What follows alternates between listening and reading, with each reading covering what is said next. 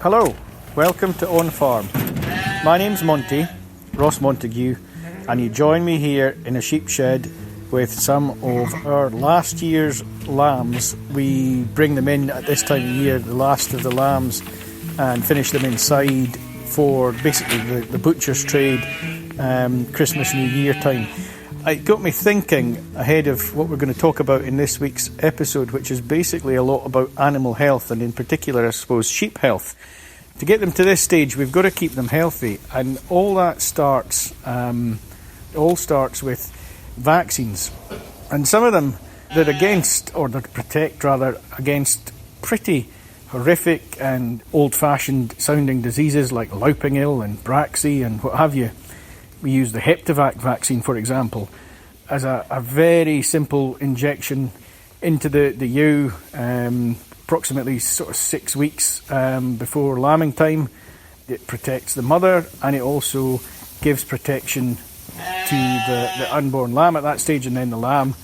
It's just a brilliant thing that we've got, because as we're going to hear in this episode, we're going to look back to the days before vaccines and all of these horrific diseases and how farmers just, found sheep dead. I think our generation actually takes it for granted that these clostridial diseases are all controlled now, and the Heptavacs and the Covaxines are all there. The only way that we understand them is if we miss a year by vaccinating sheep, you come to lambing time and then you have an upside down lambing. That is the hardest thing that we can suffer from. Ayrshire livestock farmer Mungo Guthrie. We'll hear more from Mungo later. What we're going to talk about, where we're going to start off, is at the Moredun Institute, Moredun Foundation, a real Scottish success story based now at Easter Bush in the Pentland Hills just outside Edinburgh. Moredun started out in 1920, set up by a group of determined and forward-thinking Scottish farmers who were looking for new and innovative ways to cut out livestock diseases. So, 1920 to 2020, that makes this year Moredun's centenary. To mark that, this is the first of 4 episodes we're making in the coming weeks alongside the Moredun. We'll delve into their cutting-edge research and how it's helping farmers now across the globe. And coming up in this episode, we'll meet young researchers getting trained up to solve the livestock health problems of the future. I do meet an awful lot of farmers through my work. It's always interesting to go around and see different farming scenarios and to be able to give people a bit of a hand with what they're doing, and informs our research quite well as well. Animal health and human health and the environment is all interconnected. And a lot of the diseases that humans get, and we are seeing this with COVID-19, it came from an animal, right? And so I think one great way of protecting public health is through stopping diseases in livestock to begin with. Before we fully crack on with this episode, as you'll know by now, we like to make a point of name-checking and thanking folk who tag us in posts on social media. So big thanks this week to Robert Fleming, Rhett Forth Valley, Farmstock Scotland and Robert Logan. And also, I guess, many others besides who've shared, retweeted and generally flagged up our posts. Thanks to you all. Every like, every share, every recommendation to a friend or family member. It all helps us to spread the word and tell rural Scotland's stories. Now, on with today's episode. We're going all the way back 100 years to when Moredun, or the Animal Disease Research Association as it was known then, was first set up. My name's Julie Fitzpatrick. I'm Scientific Director of the Moredun Research Institute and Chief Executive of the Moredun Group of Companies and Charities. I'm also Chair of Food Security at the University of Glasgow, and I currently chair the UK Science Partnership for Animal and Plant Health. I'm a board member of Quality Meat Scotland, and I chair the independent scientific panel of the Scottish Aquaculture Innovation Centre. Yeah, let no one say we don't have heavyweight guests on OnFARM podcast. Well, I'm sitting in the scientific director's office in the Moredun Research Institute. It was built in about mid-1990s, so it's still quite a modern-looking building. But I've got lots of old books around me, historical books covering not just the history, but some of the science that was delivered On my walls, there are pictures of the old Moredun site. There's a picture of the mobile laboratory, and there's pictures of scientists going back to the 1920s. I've got two main books in front of me. The first is called A History of the Animal Diseases Research Association, or ADRA, which was the original name under which Moredun was formed, and that was back in 1920. You know, we're really delighted that 100 years on, we're still a farmer-owned organisation. It was started by farmers wanting to sort out the science of why their animals were diseased, and delighted still to be here. And I just wanted to read out something to you. It's on the first page of the history of the ADRA book. It was written by Richard Barnfield in the 16th century. It was called The Shepherd's Lament. And it says, "My flocks feed not, my ewes breed not, my rams speed not, all is amiss, what can be the cause of this?" And I really like that because it was written a long time ago, but I still think it covers, you know, Moredun's raison d'etre. And if I may, my second book is actually Hoare's Veterinary Materia Medica and Therapeutics. And it was written by Russell Gregg, who was the second scientific director at Moredun. So he wrote this in 1924. And it's got fantastic chapters. I'm reading one at the moment, particularly, which is on the use of arsenical compounds to treat animal conditions. I mean, it just shows how much we've moved on. Definitely.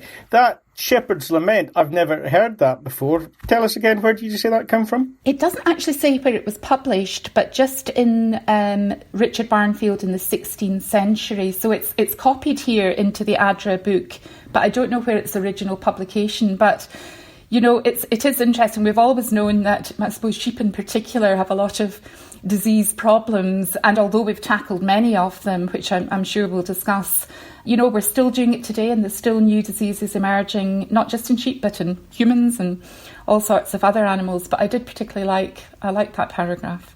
Yeah, my ewes breed not and my tups speed not. Good.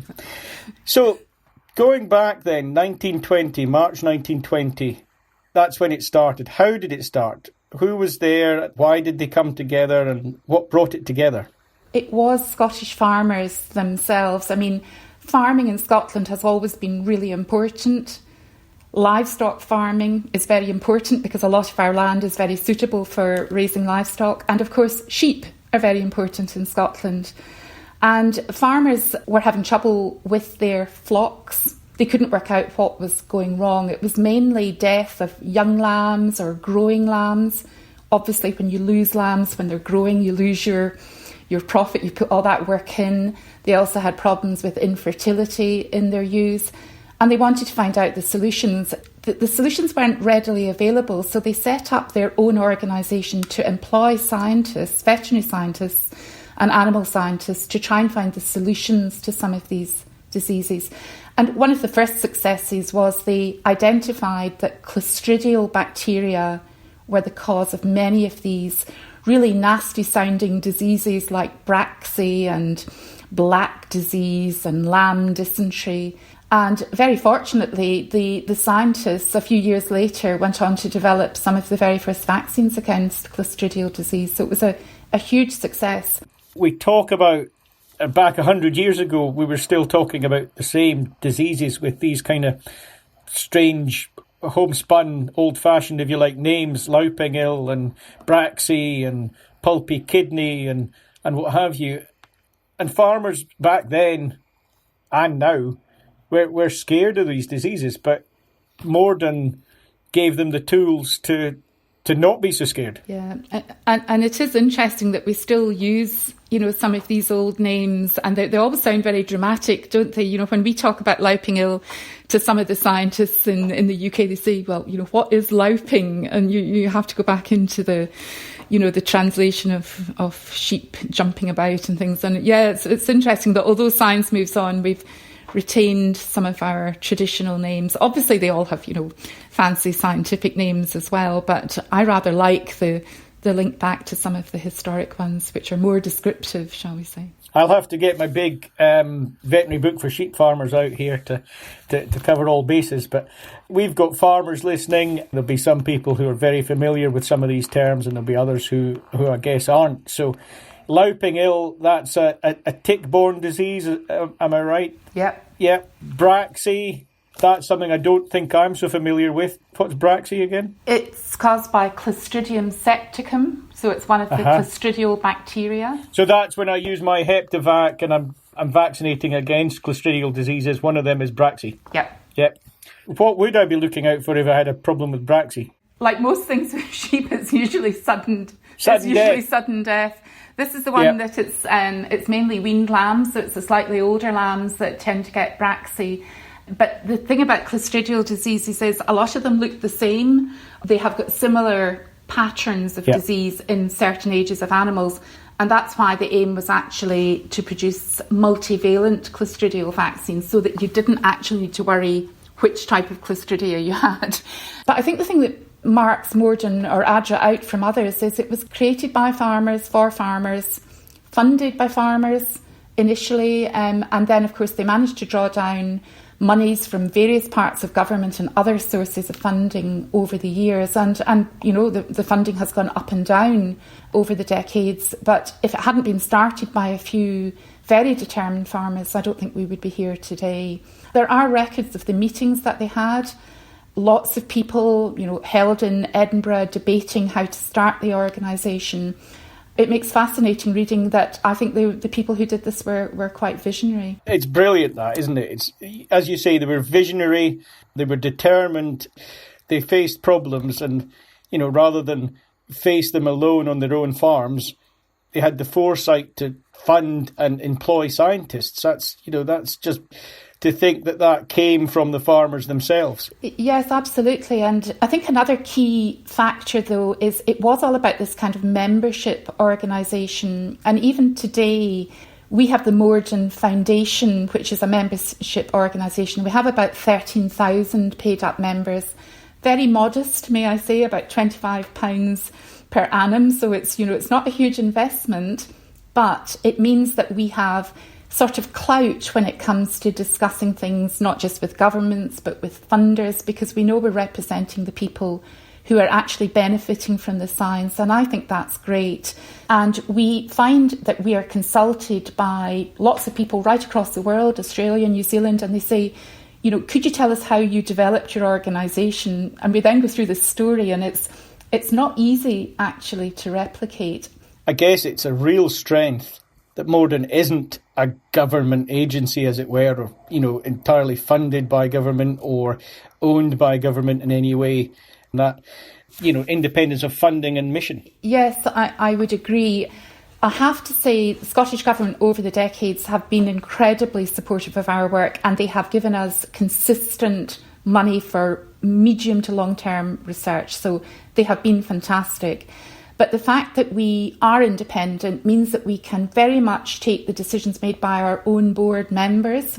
It gives us that ability to be a bit more agile, to plough our own furrow, but also to deliver what Scottish Government want. And I think we've never seen a greater need for it than the current time. You know, we've got climate change, we've got environmental protection, we've got food security. We've got local food production. You know, I'm a great supporter that we need to keep producing our own food from land that's suitable, in our example, for livestock. And that's a necessity, I think, going forward. It's interesting that you say, you know, we've never faced such challenges. And as a sheep farmer myself, I do imagine that our forefathers, as it were, must have had it difficult. You know, they must have had it really difficult when they were staring at death and diseases that they didn't understand, and, you know, and the early scientists, it's funny to think it's only 100 years and you know, it was totally different, wasn't it? It was, you're right. You know, you would have dead animals or big parts of a flock going down, and they were just dead, and obviously farmers and vets in those days were very interested. They'd open them up, the carcasses, and have a look to see what was there. But it was complicated because infections are complicated. They're not always very easy. It wasn't always infections. It could be mineral deficiencies. It could be nutrition. It was a difficult thing to sort out. We've touched on the fact that Moredun's owned by the farmers, it's driven by farmers, and your board is made up by farmers. And we've got Mungo Guthrie